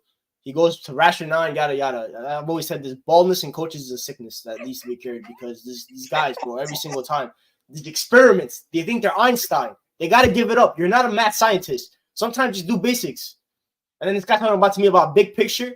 The big picture's in black and white from 1930. I ain't seen no vision. There's no color. It's in 240p. Whatever 180p. That's what the big picture is when I look at Ten Hag's big picture that he tries to sell me every single time he does a press conference. There's no big picture. But yesterday, bro, I could tell it from the first 5 minutes. The players looked asleep. It took us about 35 minutes to actually kick into the game. And then we did that, right? So 35th minute to 45th minute, we looked good. We had a couple shots. You go into halftime, you make substitutions. Okay, you have to take Casemiro out. He had a concussion or concussion protocol. You have Amrabat on the bench, the guy that you made me suffer through a saga all summer. I had to go through a transfer saga for Amrabat. I'm used to, at least when United have transfer sagas in the past summers, it's for Frankie de Jong. It's for Griezmann. It's for top players. I went through a transfer saga until August 28th for Sophie and Amrabat. So you made me suffer through all that. You do a loan, and then you don't even use him as a DM when your main DM Casemiro gets injured. Instead, you put McTominay in the 10. You put Bruno right wing, which is a crime against all wingers. I'm used to watching Nani on the right wing. Even Jan is like Di Maria. At least those guys were not that good for United, but at least they're better than Bruno on the right wing. What is Bruno going to do on the right wing? What does he do? He can't run. He can't dribble. He can't shoot anymore. What does he do? He could cross. He can't cross either because he averages one cross out of 7 every game. Respect your captain, bro. Respect my captain. That's not my captain. I don't have a captain. I've always said, man, United, every single match they need to do spin the wheel when it comes to captain. Spin the wheel. Put every single person's name on the wheel. You spin it, and whoever it lands on, that's the captain for the day. Here's the thing. Go out, shake the hands with the referee. Make a wish, captain. Make a wish, captain. Whatever they gotta do. But yeah, United were terrible yesterday. We've seen it coming with Ten Hag, which I've always said. I've always said, because me and you talk about A-listers. I've always said United could get top 4 because I've always said this. United snatch wins when they don't deserve them. We're the masters of that. We get to 3 points when we don't deserve them. Meanwhile, they like the Spurs. They'll drop points when they don't deserve to. That's the football that's the football they play, right? It's high risk, high reward football. And Ten Hag is trying to play high risk, high reward football, but there's no reward because guess what? My eyes are bleeding after every game because yesterday I woke up at 9:30 a.m. to watch this game at 10 a.m. on a Saturday, and all I wanted to do was fall asleep. I was falling asleep like my players were yesterday. That's how bad it was. Actually an abysmal performance. And then the Iwobi, who actually wasn't even that good because it took him about 6 shots to actually score the goal. He could have had like a brace yesterday. Harrison Reed and that Lukic guy in midfield. I thought I was watching Kroos and Modric. That's what I felt like. Andre Pereira, who is my reject, outperformed my captain. That's how bad it got. So I look at United, bro. When you look at pound for pound performance levels compared to other teams, are there really 3 worse teams in the Premier League than Man United? Other than Sheffield. Obviously, Sheffield is the worst team I've ever seen. And maybe Burnley. But Luton, we played them last week. They played us off the park. I'll take Ross Barkley in a heartbeat. I'll take Wakanga in a heartbeat. That's how bad some of my midfielders looked yesterday. Eriksen. I haven't seen Eriksen run since 2018. That's the last time I saw Eriksen run. And I see you just passing it. His passing is meant to be good. But those 3 weeks I didn't see Eriksen this past month were the greatest time of my life. And the fact that Arsenal have scored half my season goals in just this month is an indictment on this manager. And I'll leave it with this. I need to start a petition with the United Nations that certain football should be illegal to play. And the number 1 culprit is Erik Ten Hag's football. You guys play GTA, right? We've reached worse than the 5-star stage. We've reached the 6-star stage. We've broken the 4th wall. It needs to be stopped. He needs to just when's the season end? May 28th, whatever it ends. The day after, you know what? Not even the day after. That same night, I need him sacked. Yeah, sorry, Greg. Monty's saying it's a little over the top. Monty, if you want, you can come on. Monty, come on. No. I want to debate. Because I haven't been able to cook Ten Hag dinners all weekend because they're really hard to find these days. I'm sorry, Greg. Even that dude on Terrace, he gave up yesterday too. I heard he was one of like the big performers for Ten Hag. So all that he's still Hag out. He's like, he gave it up. He gave it up. He can't defend the antics no more. That's how you know it's bad. Yeah. I'm just gonna say this: the similarity between Ten Hag and Oli was actually better. I respect Oli, man. And we're gonna live with the Bayern job. I don't see Ten Hag ain't gonna get linked with no Bayern job. He's gonna get linked back with Ajax. That's what he's gonna go back to. Oli, looking back at what he's done at Manchester United in his time at Manchester United, he got a little bit over criticized. He did it. He wasn't a big name.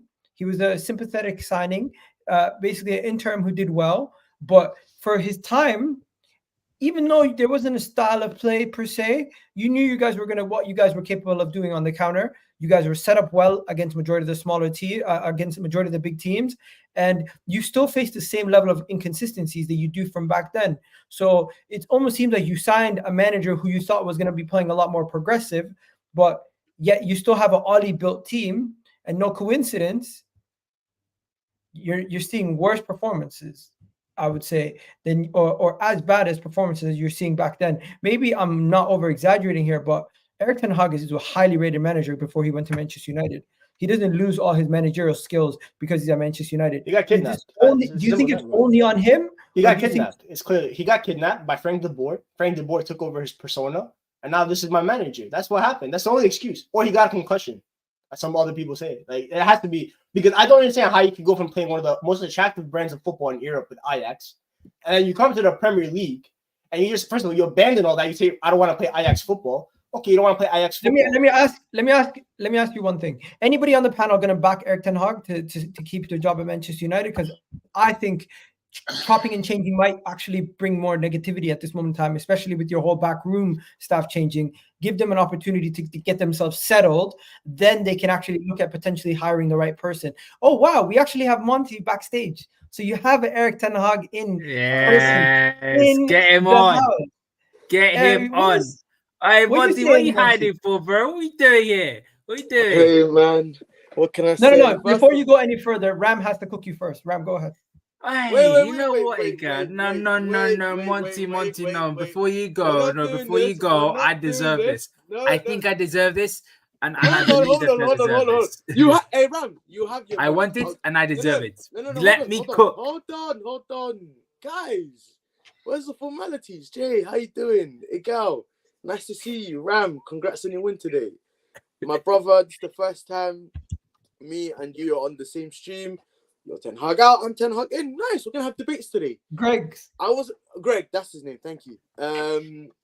Also, let's clear something up. I was not hiding. Yeah, I was not hiding.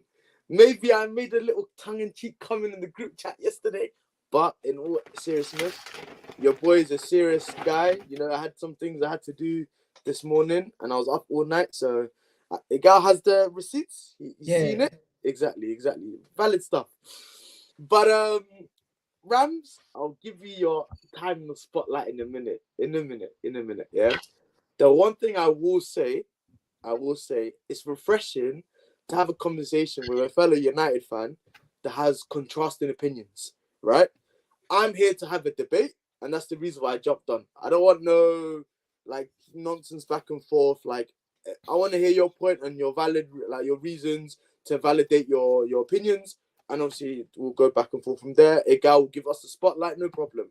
Before all of that, there's a little Liverpool fan, little scum up there, right there. No. I'll give you your opportunity. Go, take the floor. A guy, put him on the big screen even. I'm here, man. Go on. Give it to him. Oh, Gal.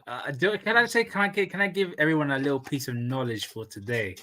Yeah. We are officially the most successful club in England as of today. As soon as we won that EFL Cup, we are now categorically, undisputedly the most successful club in England.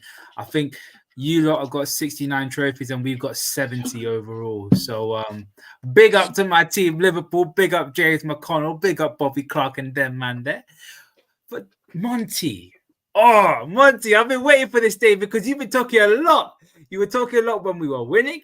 You were talking a lot when we were drawing. You were talking a lot when we were losing as well. And you were giving Jay so much grief when his team was losing. I don't remember giving Jay grief. I remember giving you grief. But you were giving everyone grief. Yeah, when you opened your mouth, you were giving everyone grief. Crazy. But bro, please talk to me about Fulham. Talk to me about how you made your reject Andreas Pereira look like prime David Silva. Talk to me about JJ Okocha's nephew, man. That's your boy, bro. Alex Iwobi doing his thing at Old Trafford. I just want to say, I've been on the stream from minute one, just watching the stream, I ain't seen Rams get this excited in a minute. You weren't here at the start. I was this excited when we went on first stream. Yeah. Don't worry. He's gonna do that, but first I want to hear this Erik ten Hag in debate quickly. We'll do that.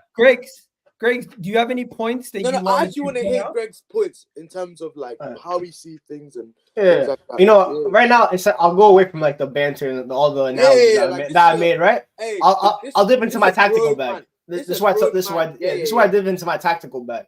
You look at United tactically. is actually genuinely like when I'm talking about illegal football. The way we set up tactically is actually illegal because it's a negligence and a detriment to every single player on that pitch. In what You way? have In what way? you have your center backs set up at the edge of the penalty box. Then you have a midfield that's pressing the opposition center backs, and you have a forward line that's not pressing. You have fullbacks that are not back in the press. So automatically you have a disjointed press right there. That equals up a lot of space in the midfield for other teams to operate. Okay, I see what you're And you saw yesterday, you saw the likes of Lukic, Harrison Reed, Andreas Pereira, and Iwobi. They were able to drop into the midfield, and they had open acres of space. It was as open as the Red Sea. That's what Man United's midfield looks like every single weekend. And they were able to operate. Man United on the ball, build up. When Lisandro Martinez isn't there, there is no build up. I've always said this. Lisandro Martinez is the system at Man United. And that goes at Erik ten Hag, the fact that you can only have that you rely so much on one player to have such an effective build up. I'll bring in Jay's team right here, Spurs. When Christian Romero and Mickey Van de Ven were out, I saw Emerson Royale and I saw Ben Davies at center back.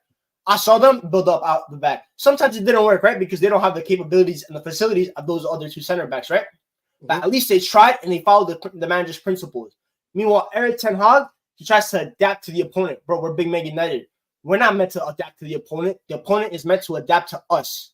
That's how it goes as a big club. I don't see Mikel Arteta changing his mentality, his tactics for other clubs. Maybe the odd game against Manchester City and Liverpool because you have to show respect to those teams. But against the likes of Sheffield, Luton, Burnley, I saw Burnley pop us off the park in September. Burnley is one of the worst teams in the league has ever seen.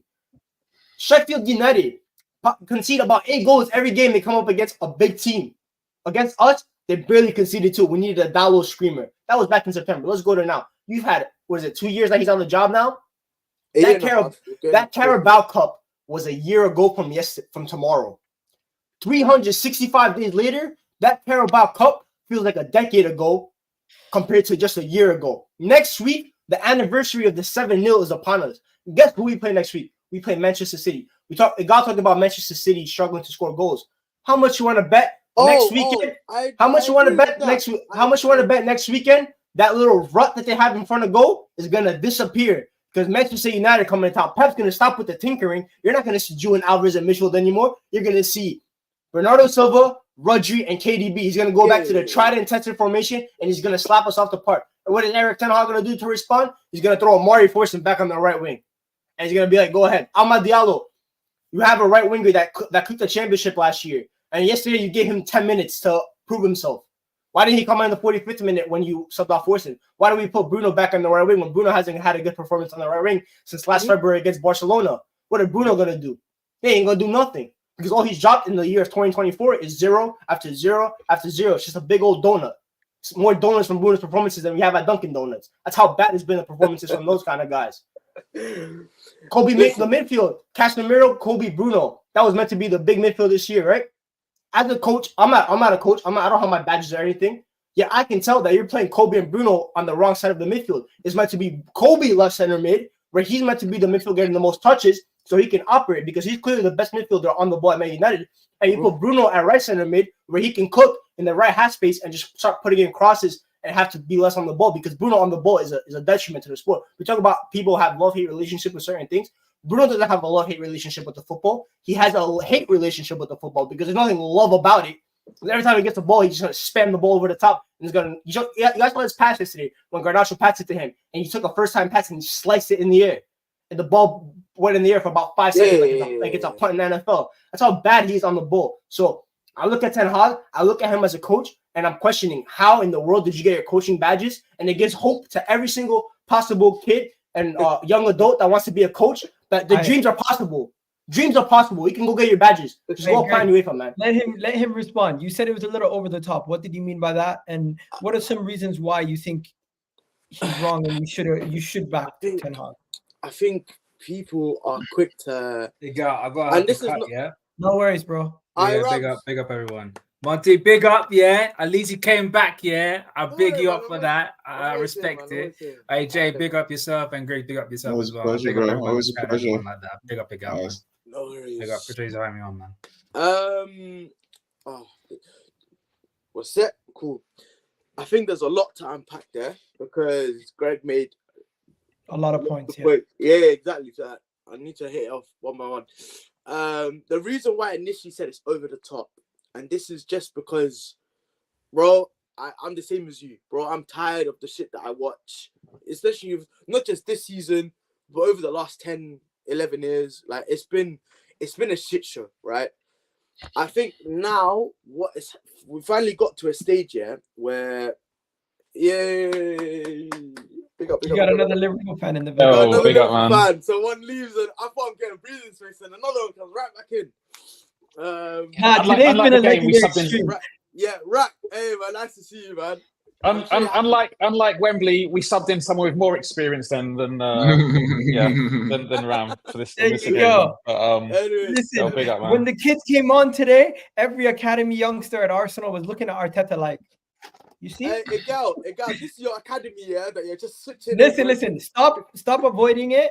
Greg said a lot. No, I'm trying to get it. There's been so many things happening whilst I'm speaking. Come on now. Please. Okay. Come on, man. Relax. The reason why I said this initially over the top is because we need to cast our minds back to before Erik ten Hag took the job and where we was as a team. We was at our worst ever point in Premier League history, right? We was about to finish 7th, but it took West Ham to fumble it because we lost on the final day, if you remember, right? Mm-hmm. So at that point, I'm looking at time thinking, okay, where's the progression? Ten Hag comes in, and I'll be honest, in his first season, he overachieved. He 100% overachieved. So now, when you look at the second year, what usually happens when teams overachieve in year 1 is that there's a correction period in year 2. So the things that was benefiting you the previous year, to whatever variables, whatever circumstances, they're not the same things running. Because now, this season, Liverpool are back. Because last year, they weren't doing the same. Chelsea are still in the off period. Newcastle, not the same. Aston Villa surprised him in the year. So now all of a sudden there's different variables, and it's like, okay, that's just around us. If you look at within the team, I'm looking at guys like Lisandro Martinez, Luke Shaw, Varane, Dalot. That was our back line for our success last season. Availability is a big thing. We haven't had all 4 of those players at the back line available all season. We recently got Lisandro. What happened? He got injured in the West Ham game, and now we're back to shit show. We're back to being a terrible mess. I think it's down to recruitment. Why is it that one player in the team is able to fulfill the manager's instructions, but as soon as that player is not playing, we're a shambles again? Like it's these things coincide with each other. Then you look at going forward. United was in a bit of form. Why? Because our forwards were finally clicking. The forward areas we had form all season. You're talking about donuts here. Our forwards were hitting 1 goal, 0 goals. Yeah. And it only took them 6 games ago for them to wake up. A bit too late, but they started to perform a lot better. Right? Now we look at the likes of Anthony, for example. He was, for me, the most criminal signing I have ever seen at Manchester United. I don't give a shit who you are. There's no way someone at Man United ticked off 80 million to go to Ajax for a winger that barely should cost 20 and isn't that good, if we're being totally honest. He's terrible and doesn't fit us, right? Now, again, Ten Hag has criticisms. I'm saying I'm Ten Hag in because of maybe long-term plans. You can see by the thumbs up. You can see for me, in terms of the long-term planning, there's actually an infrastructure. For the first time in the last 10 years, we finally have a manager that is all of a sudden having a CEO, having a director of football, is having the support system that he had in Ajax. He's having that support system at United thanks to Sir Jim Radcliffe. Oli never had that support system, hence why some signings were hits, some signings were misses. Bruno was a hit. How many players were misses, if we're being totally honest? Same with Mourinho, same with Van Gaal, same with Moyes. All of these managers, when we're firing managers and then we're looking at what's available, right now you get rid of Ten Hag, who's available? Okay, let me give you People are saying Xabi Alonso is available. I'll be honest, he isn't coming. Let's be totally clear. Liverpool. He's going to Liverpool. With that one, he's either going Liverpool or Bayern, but the likelihood is he's going Liverpool, right? Who else available? De Zerbi. I think De Zerbi, I'll be honest with you, I'm not really too sold on De Zerbi. He's had his frailties last season, overachieved. Fantastic. Going to Europa. 1 second. Let me just answer that. Let him respond to one point. When people say to you, Erik ten Hag, if you're going to sack him, who's going to replace him? What do you say to that? Because what's your who? Would you Because I know Jay, what Jay's response is going to be, because he magically appeared out of nowhere with what's his name? What's his name? Your manager again? And Postecoglou. Yeah, he came out of nowhere, right? You guys weren't even but that's looking good at him. scouting though. The club scouted. They had a recruitment process. They had how many managers shortlisted? At least there's a lot of managers where they can go. Alonso was on Tottenham shortlist as well. So I know, like but- Spurs spoke to Alonso, they spoke to Slot, they got Ange. So there was a good list. If I had to tell any manager, it would probably be Farioli. He's probably the one where I'm like, I quite like his kind of, but there's a few. The thing with United is that like if you get the stuff off the pitch right, like it's not really that hard to buy good players, like good 30 to 50 million pound players. It's really you're talking. If it's not that hard, then why don't clubs hire you, bro? No, but that's the point. As in, like, you see with Liverpool, you see with Arsenal, you see with like even City to an extent when they did it. You just build your team with 30 to 50 million pound players. Yeah, you don't overspend on those players because they're building blocks. So if you try and buy somebody and they're beyond 30 to 50, you move on to somebody who's in that 30 to 50 range because you don't need to put the cherry on top until you built your cake. I don't know why I said built. I should have gone with cooks. Yeah, Don't worry, we get. Let me just say one more thing quickly. If you guys don't know, we did the show on Friday, and Rak was on the show. And when asked on his closing remark, what was your closing remark, Rak? We asked you what's going to happen versus Fulham West Ham. You didn't even hesitate. What was your response? I'm pretty sure Fulham West Ham. Fulham United. Manchester United. Fulham Manchester United. I don't know, but I probably predicted Fulham to win. Sorry, because I hate Man United. I can't remember anything more detailed He than that. didn't even hesitate. I asked him, Rak, what do you think the weekend? Manchester United, Fulham, Manchester United to lose. I remember even the Luton, the Villa game. We're rivalry fans. Is it predictable now? Are you guys predictable? No, but I want to hear. I want to hear Greg's. I want to hear Greg first. I want to hear in terms of Ten Hag. Let's say he gets the sack. We're gonna talk. This is gonna be the last point on this, and then we're gonna move on to Rak, and we're gonna talk about some other stuff.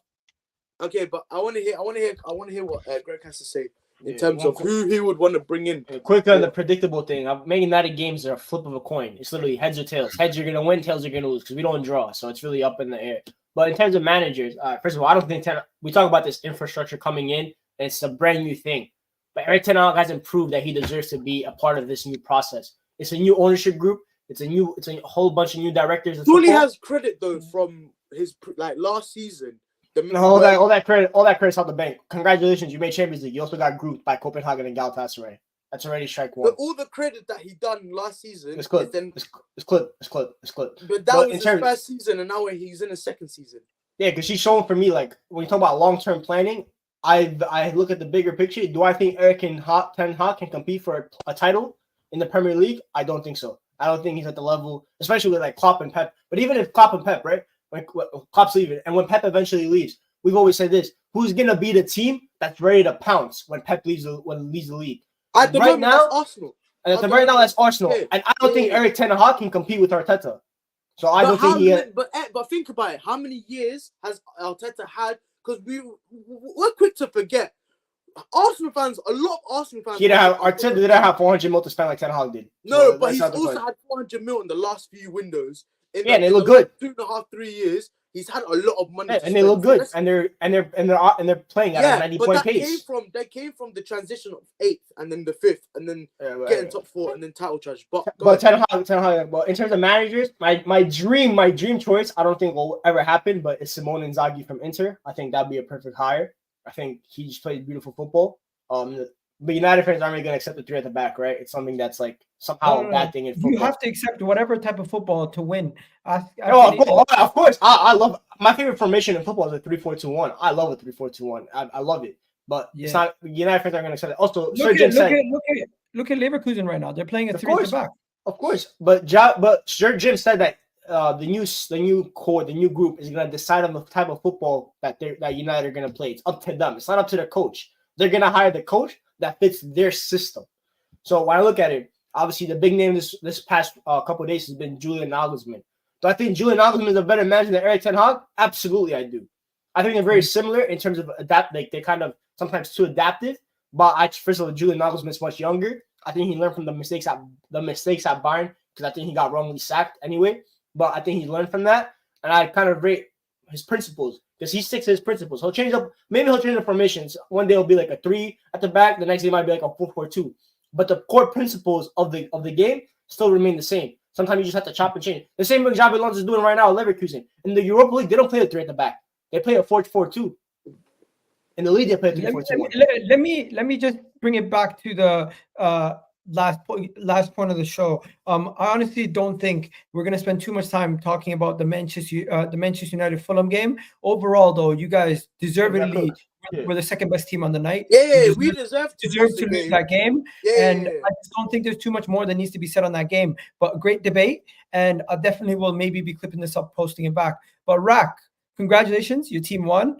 Jay didn't really have too much to say on the League Cup. I didn't really get my chance to speak on the United thing because I was listening to. I was just remaining patient and listening to this wonderful Ten Hag debate. You know, like it's so amazing how they've gone from we're back to. We were a little premature. No, the majority of the fan base was pretty happy with Ten Hag in the summer and was looking forward to the new season. I appreciate with best laid plans, But my thing is that all that happened to United. Let me just say this: big up to my boy all the way in Toronto. Big up to you, bro. Liverpool fan. One of the reasons why I actually don't mind Liverpool is because this is my boy, and I used to watch games with him all the time. So back in Toronto, so big up to him. But yeah, my other boy Abdisalam. I don't like him when he's a Liverpool fan because his way of acting as a Liverpool fan, he'll just rub it in your face 24/7. This guy's humble. Big up to my man. Go ahead. Sorry, Jay.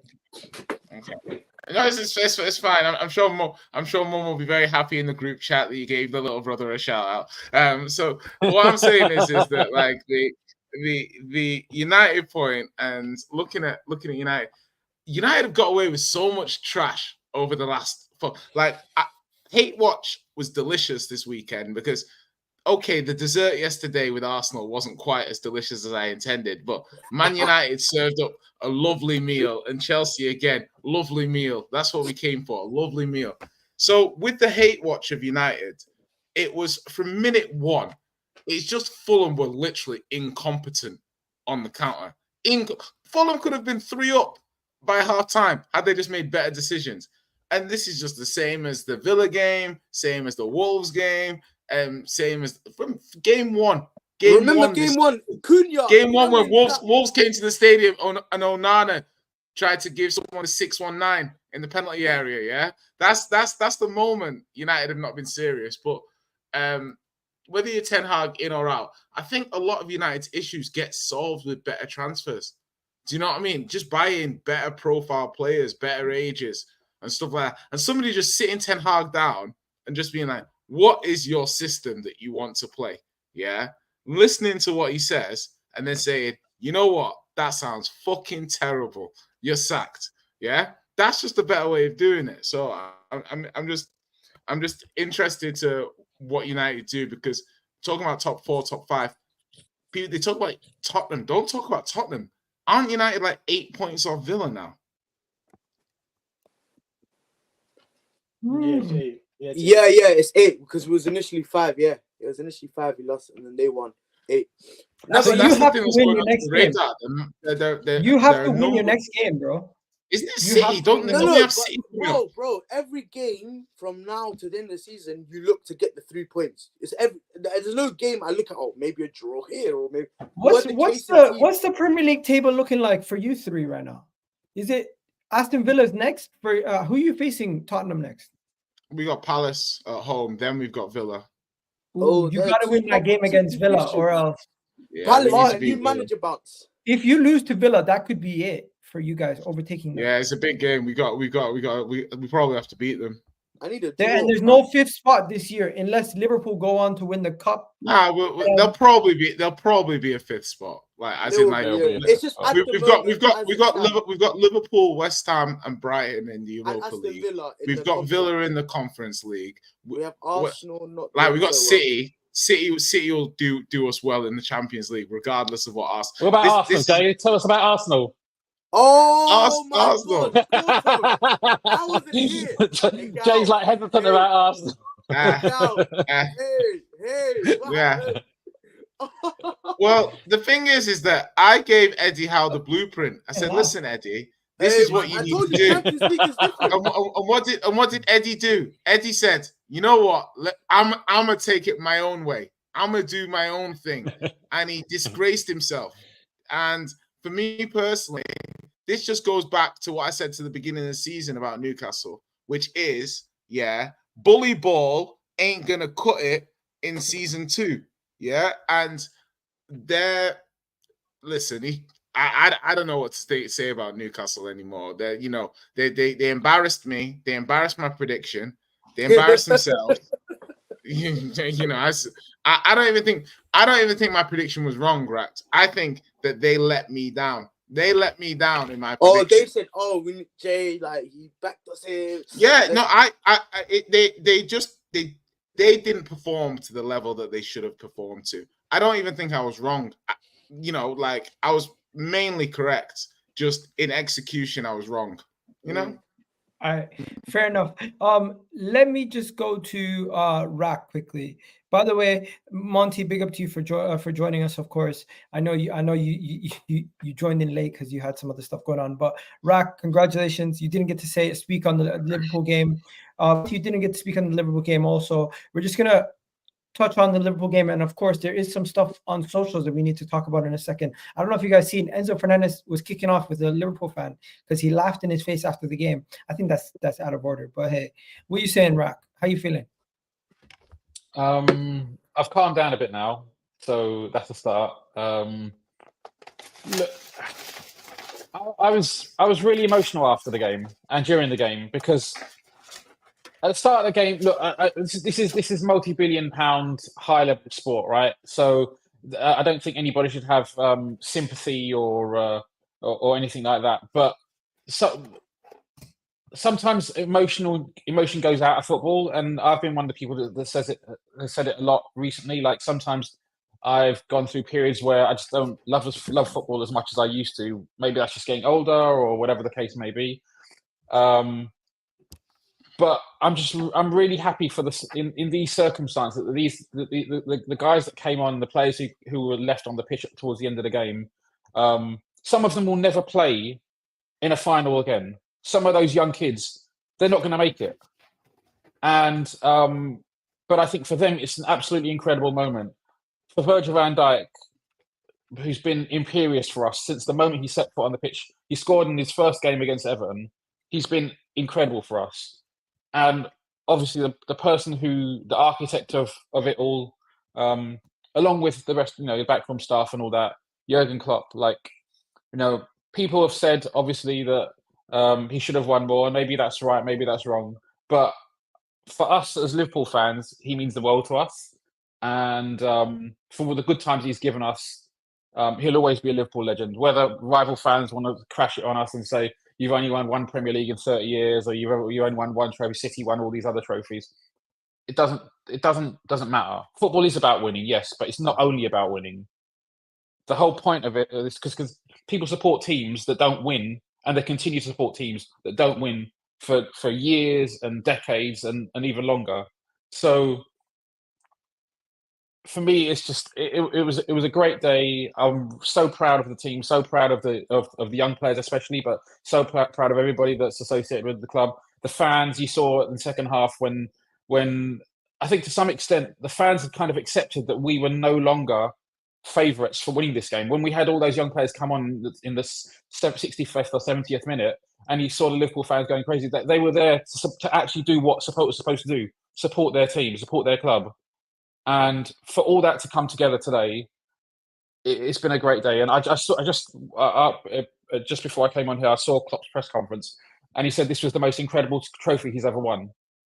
And I get it because the only thing that this is the feeling that I had today was similar to the feeling I had when we beat Barcelona 4-0. Yes, it's only the Carabao Cup. You know, say only or whatever. Some people, it's not as important as a trophy, but that's not always the most important thing. It really meant a lot to me today. I'm really happy and I'm proud of everybody associated with the club and I'm proud of the fans. And yeah, let's see what more we can do this season. I think that's well put. Like watching the game today, I wanted Liverpool to win just because I didn't want Chelsea to win. But as the game progressed, and as the tie-in was, and like as Gravenberch got injured, and it's like, wow, these guys have got nothing left, and they're playing this guy right wing, and the narrative was building. You know, you could see, and then the control was moving to Chelsea, and Chelsea were having chances, they were hitting the post, but Liverpool were just sticking in there. And I thought in the second half, you were just brilliant. I thought you weren't really good enough with the players that you had on the pitch to be able to score in open play. And then you scored the set piece with Van Dijk, and it was disallowed. And it was like, it was almost like, oh, you know what? I don't really see them scoring again. Like, that's the only way. And then for him to score again like that, with him being like the man to like carry the youngsters over the line, I thought as a sort of like symbolicness to the win in terms of the way Liverpool won, like doing it in that way, in such a unique way to win it. And the point about the kids winning is so like this is the kind of cup final where, you know, it'll be like a question of sport, and they'll be like, which family member, you know, played for Blackburn, but also came on in the Liverpool final. And it's going to be a statistic. You know, some of these players are going to be quiz questions in the future, and it's just Kelleher. And what I want to say, I said it on the terrace, and I said it on Mo's show earlier. Quite often, you've heard in the past, you know, finals named after certain players. You had the Michael Owen Cup final and Stanley Matthews Cup final, you know, decades ago and stuff like that. For me, this is the Virgil van Dijk Cup final. Like, he was incredible at the back. He led this team when it needed to be led. When you had all those young heads on the pitch, he was there. He was directing. He was shouting. He was cajoling. He was encouraging. And then he was a man. Yeah, and people, you know, lightning doesn't strike twice. He stepped up once and it was disallowed. I thought it was disallowed a bit harshly, but then he stepped up again and got us the win. And you could see at the end, like even Van Dijk was close to tears, I think, because it felt like such a monumental achievement against Tsimikas was like in love with him in that moment in time. Everyone in the team were like, that was a little bit too much, but yeah. Yeah, people saying my wife is watching that. Listen, I'm gonna wrap it up here. Rack, I can tell by your voice that was really great, well put. Jay, I appreciate you jumping on. I know there wasn't much for you to say today with Tottenham not playing. There was some interesting game from the rivals. Like I'm not always a make it about Tottenham kind of guy. Like I do like. There's been a lot of stories this weekend. You're a lot better than Hag Out in that sense. Hey, everything's about Arsenal.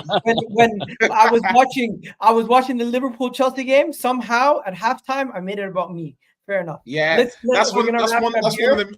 Honestly, do you want to know? That's one of the biggest things I find the issue with football fans. Yeah, I used to do it a few years ago. Just watch the game. Like so often, a fan will be like, "If that was Romero, that would have been a red." Or, "Oh man." Or Tottenham fans were like, "Oh, you see what happens? Why can't we be playing our youngsters?" Or they'll see Van Dijk and be like, "See, Liverpool bought a player for 70 million, and look at how he helped them win trophies." And it's just sometimes like, bro, just shut up and watch the game, man. Right? Just enjoy the game, man. 100%. We're gonna wrap it up here. Greg's big up for joining. I'll see you on A-listers tomorrow. If we are doing it tomorrow. Jay, I'll see you Friday.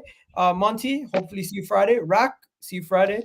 Everyone who's been watching, really do appreciate it. Great show today. I do appreciate everybody who's jumped on. And honestly, what a win for Liverpool. What a moment for Van Dijk, Kelleher, Jurgen Klopp. This has been an outstanding stream. So many people jumped in. Vader, Bice, Ches, Rack, Ram, Jay, Monty, of course, Griggs, Specs, just so many people. And honestly, I do love the support that everyone has been showing to the channel lately. It's been amazing. But yeah, we're gonna wrap it up here, and you guys have yourselves a wonderful day for the rest of your day. But we'll catch you guys on the next one. Love Love everyone. Peace.